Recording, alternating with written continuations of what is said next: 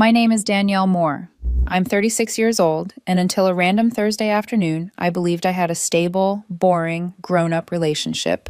Not passionate movie love, not chaos, just steady. That illusion collapsed because of a single text message. I was sitting at my desk at work, half listening to a budget review meeting, pretending to care about projected numbers for a department I don't even manage. My phone buzzed once. Not urgent, not repeated. Just casual. Hey babe, conference is going amazing. They added extra workshops for top performers, extending till Sunday. Don't wait up. Love you. It was from Evan, my boyfriend of 7 years. He was supposed to be at a 3-day industry conference for medical device sales reps, something he'd been talking about for weeks. He left Tuesday morning with a new blazer, his laptop bag, and that overly rehearsed enthusiasm people get when they want credit for doing the bare minimum. Networking, panels, breakout sessions, the usual buzzwords. I stared at the text longer than I should have. Not because of the words themselves, but because of the tone. Too smooth, too polished, like it had been written already. I was typing back, "Congrats, that's awesome," when my phone rang. The name on the caller ID made my stomach tighten in a way I didn't fully understand yet. Mason Reynolds, Evan's direct supervisor. I answered. "Hi, this is Danielle." "Hey, Danielle, this is Mason. Sorry to bother you. I just wanted to check in. Is Evan feeling any better?" I leaned back in my chair slowly. "Better from—" There was a pause on the line. "The stomach bug. He called out sick for the conference. We were just concerned. It's a mandatory event, and missing it affects quarterly evaluations." For about 10 seconds, I didn't speak. Not because I was shocked. Because my brain was rearranging reality. The room didn't spin. My heart didn't race. There was no dramatic, oh my god moment. Just quiet recalibration. "Oh," I finally said. "Thanks for letting me know."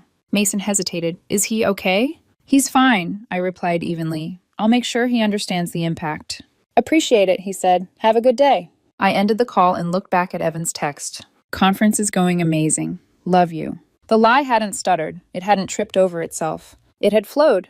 That scared me more than anger ever could. I opened our shared credit card app.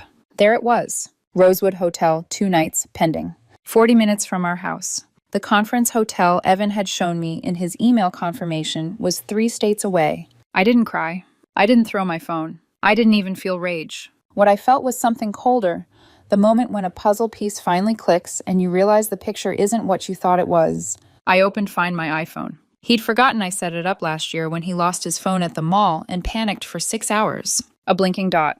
Rosewood Hotel. Here's the thing about Evan. He always thought he was smarter than everyone else. Confident people get sloppy. They assume no one's paying attention. I sat there listening to my coworkers talk about quarterly margins, while my entire relationship quietly reorganized itself in my head. 7 years together. No kids. His decision, not mine. My house. My accounts. His insistence on a prenup back when he made more money. I typed one message, then deleted it. Then I made a call. "Lena," I said when my older sister picked up. "Hypothetical question." She sighed. "It's never hypothetical. If someone wanted to end a relationship cleanly, legally, based on infidelity, how fast could that happen?" There was a pause. "Danielle," she said carefully, "what did he do?" "He's at a hotel 40 minutes away while telling me and his boss he's in 2 different states." Silence. "I'll clear my evening," she said. "Come by after work." I looked once more at Evan's text. "Love you." I didn't respond. For the first time in 7 years, I didn't feel like his partner. I felt like a witness. And witnesses don't interfere. They document. I left work early without telling anyone why. Not because I was spiraling, but because I needed silence. Real silence. The kind where your own thoughts don't have to compete with emails, meetings, or someone asking if you're okay before you've decided whether you are. By the time I pulled into Lena's driveway, my sister was already waiting.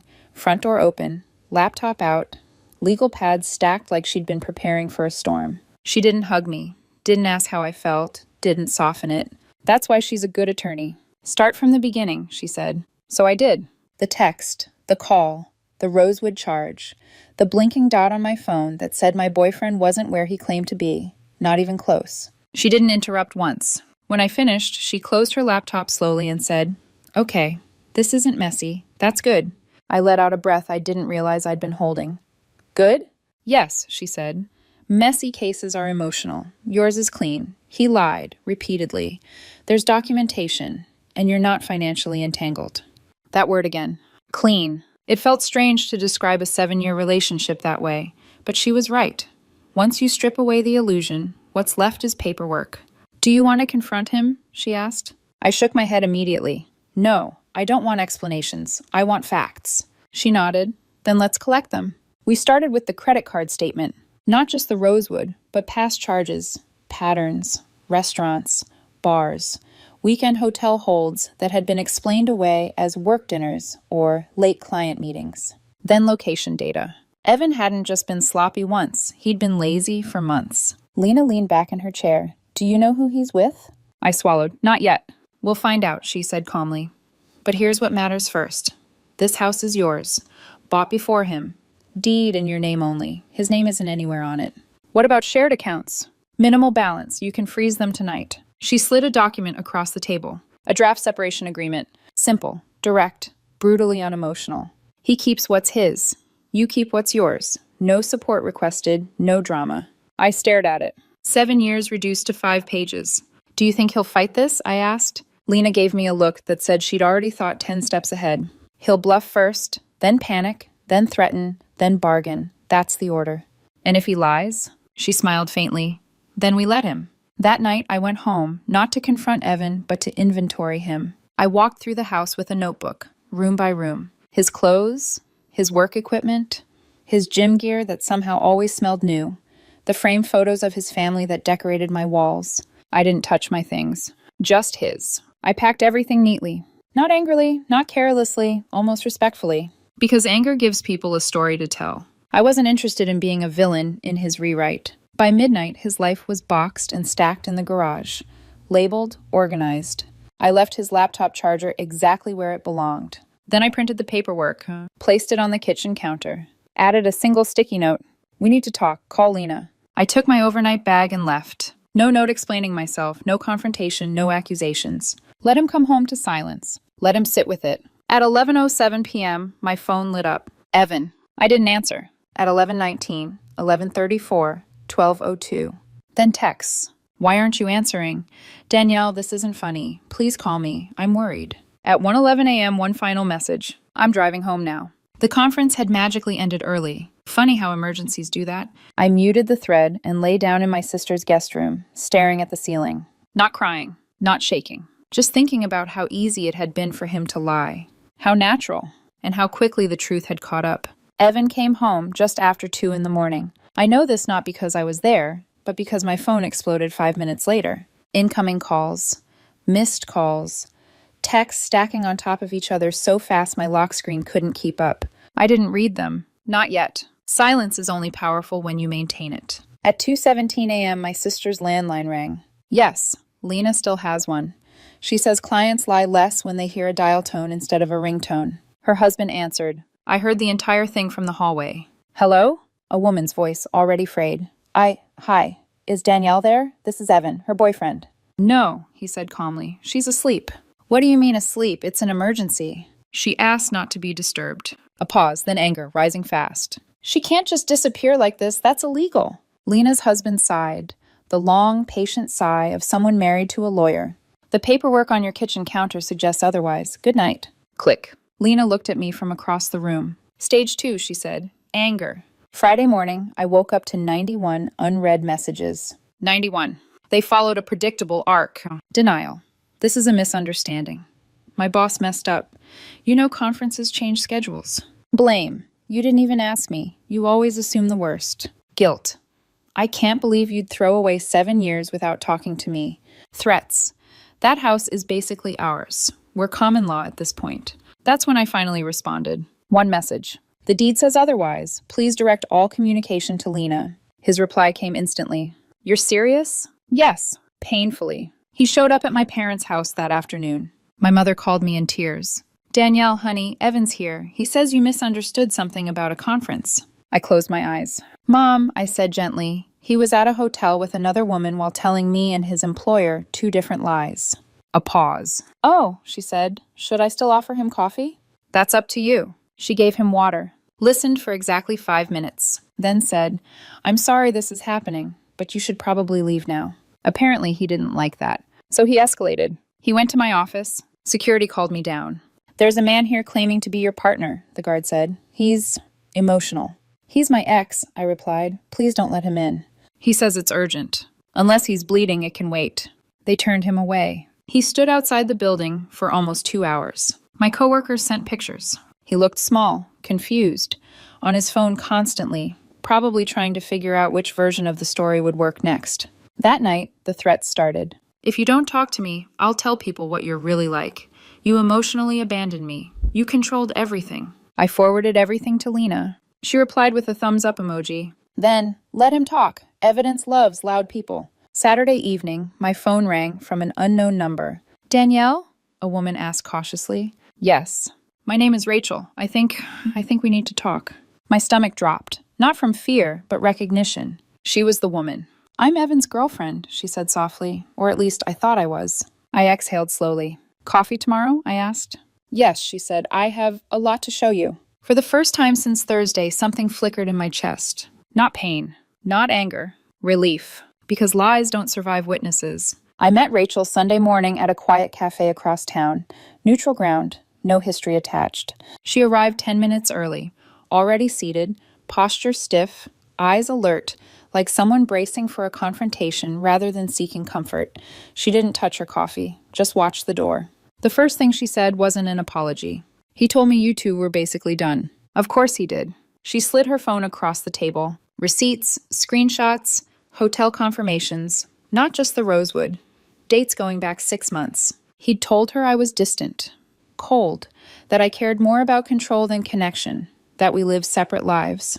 He said you were manipulative, she added carefully. That everything had to be your way. I didn't react emotionally. Just nodded once. I never controlled his money, I said. We split expenses. He insisted on separate accounts. Her jaw tightened. He told me you monitored him. I turned my phone toward her. Shared card, groceries, emergencies. She stared at the screen longer than necessary. Then she said, he told me he was a senior manager. He isn't. He said he owned your house. I let out a short breath through my nose. Not laughter. Recognition. We sat quietly, comparing details. Same pattern. Different scripts. One man adjusting his story based on who was listening. Rachel broke the silence. He didn't talk about feelings with me, just complaints, about being unappreciated, disrespected. That tracked. By Monday, Evan lost his job. Not for the affair. Companies don't care about that. For lying about being sick and skipping a mandatory conference. 3 coworkers had spotted him out while he was supposedly bedridden. HR documented it. He applied for unemployment. Denied. That night, he showed up at Lena's house with his sister. Not crying, not apologizing. Angry, loud, demanding. They banged on the door, talking about rights and fairness. When the police arrived, Evan claimed I'd locked him out of his own house. The officers asked for documentation. He had none. His sister tried to record everything quietly from her phone, dropped it, cracked the screen, then demanded compensation. Lena handed her a business card. File a claim, she said, through proper channels.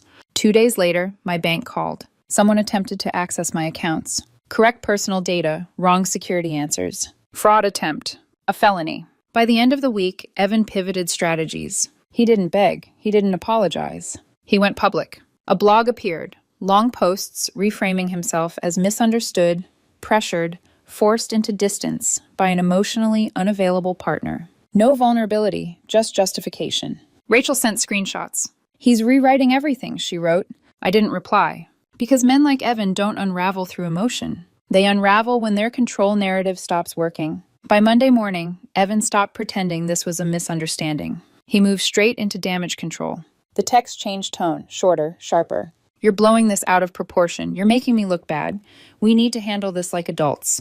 That last one almost made me smile. Adults don't lie to their employers. They don't maintain 2 realities at once and hope neither compares notes. When I didn't respond, Evan widened the circle. He called my parents again. Not emotional this time, but controlled, rehearsed. According to my mother, he sat stiffly at the kitchen table, back straight, voice low. No tears, no breakdown, just indignation. She's overreacting, he said. This didn't have to get legal. My father listened quietly, then asked one question. Were you at a hotel with another woman? Evan didn't answer right away. That pause told him everything. My parents didn't yell. They didn't console him either. They thanked him for coming by and walked him to the door. That same afternoon, Evan escalated. He showed up at my office again. This time he didn't plead. He argued. Security called me. He says you're refusing to communicate and it's affecting shared assets. There are no shared assets, Prumkis, I replied. Please remove him. When they escorted him out, he didn't resist. He didn't cause a scene. He just stared at the building for a long moment, calculating. That night, the threats arrived. Not dramatic, not emotional. Strategic. If you keep ignoring me, I'll tell people how you treated me.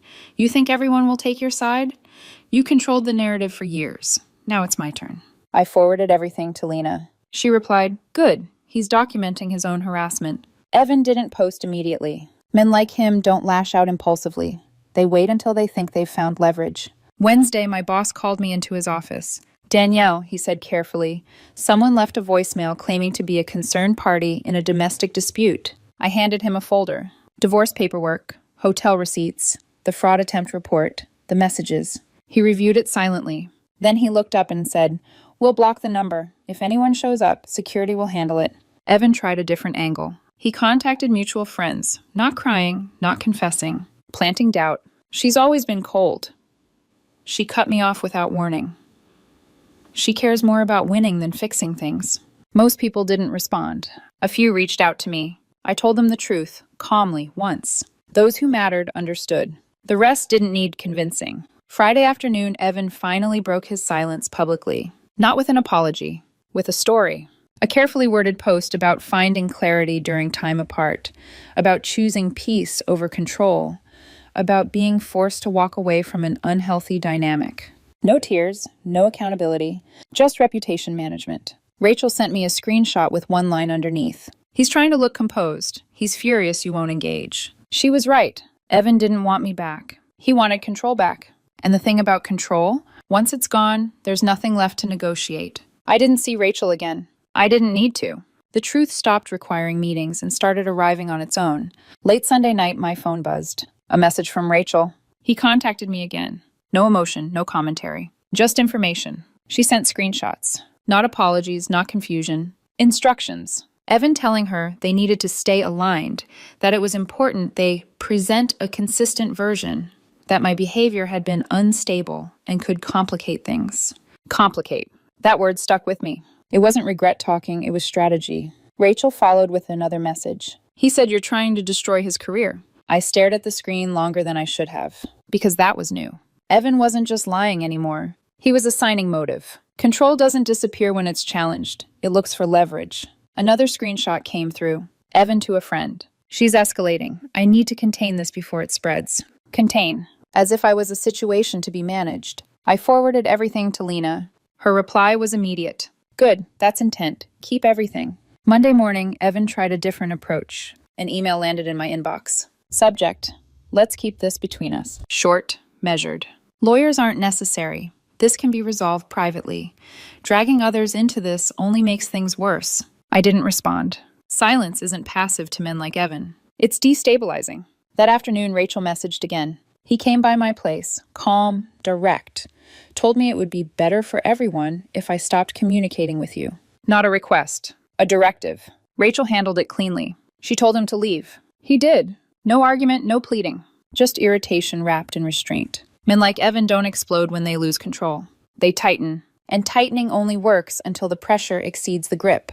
By the end of that day, Evan's story no longer belonged to him. It was documented, time-stamped, forwarded. And from that point on, I didn't have to respond. The system would do it for me. By Tuesday, Evan stopped trying to manage the narrative quietly, because quiet control had failed. That was the day my bank called.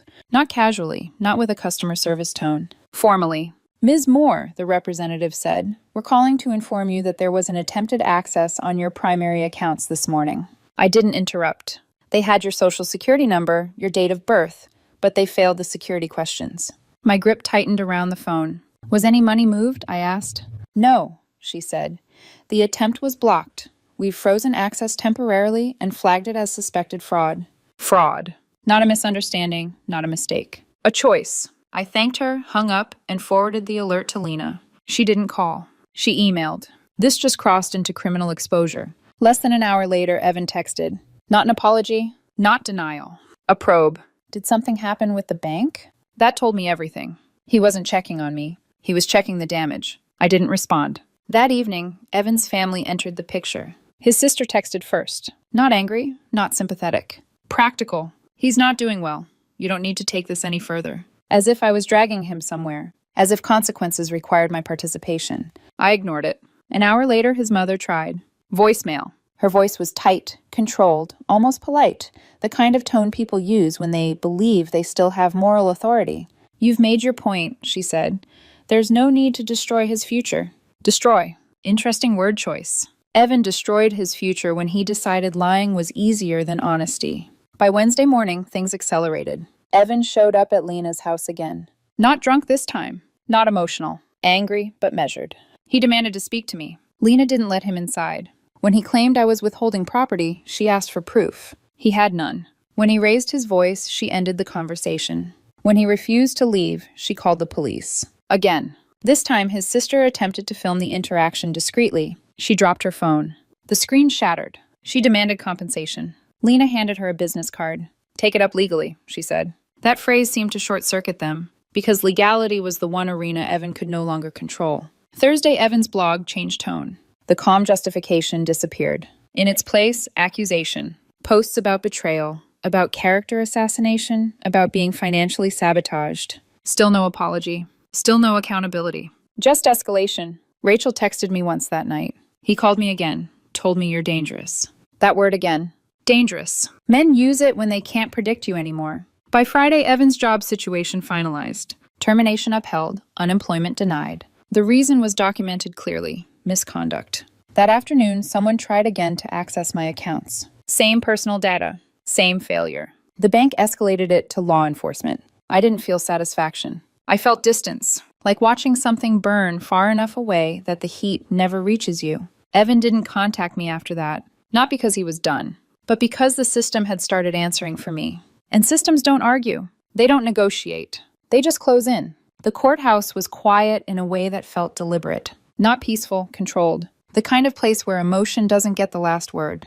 Evan arrived 10 minutes late. Not rushed, not apologetic. He wore a crisp jacket, posture straight, jaw tight. The look of a man who still believed presentation could override record. He didn't look at me when he sat down. Didn't nod.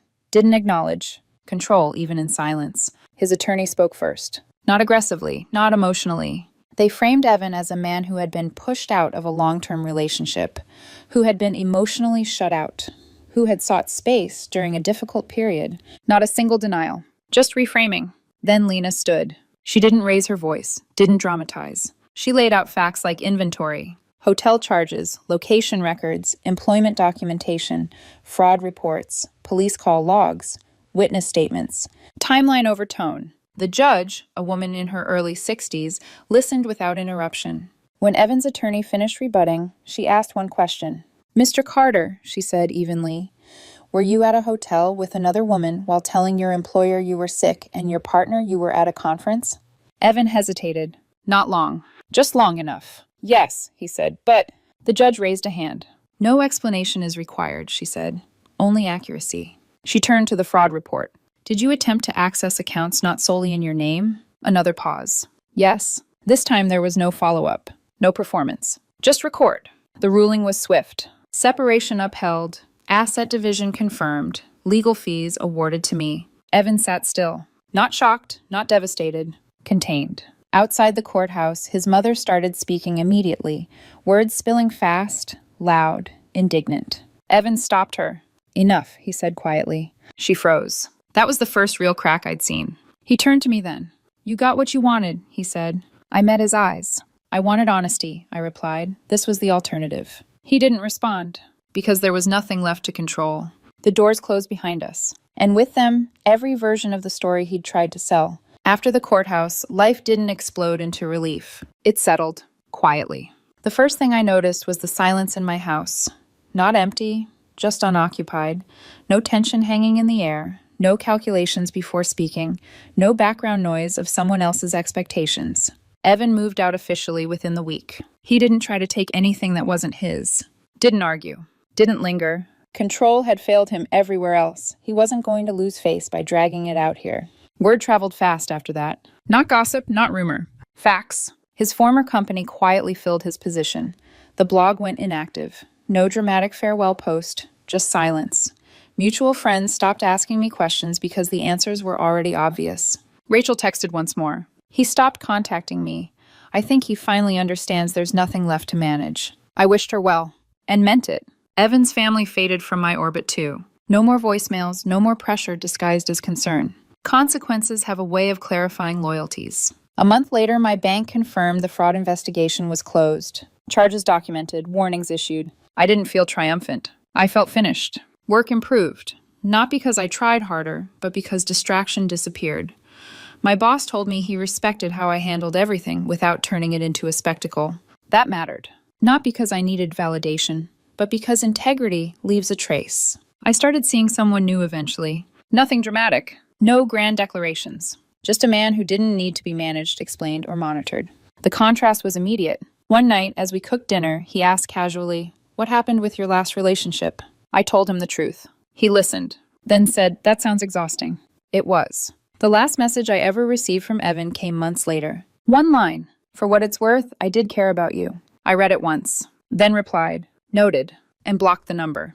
Because here's the thing, no one tells you about betrayal. It doesn't always feel like heartbreak. Sometimes it feels like clarity. Sometimes it feels like realizing you were carrying someone else's weight and setting it down. And sometimes it feels like walking back into your own life without having to explain yourself. Life goes on, quietly, cleanly, honestly. And when someone shows you who they are, believe them. The first time.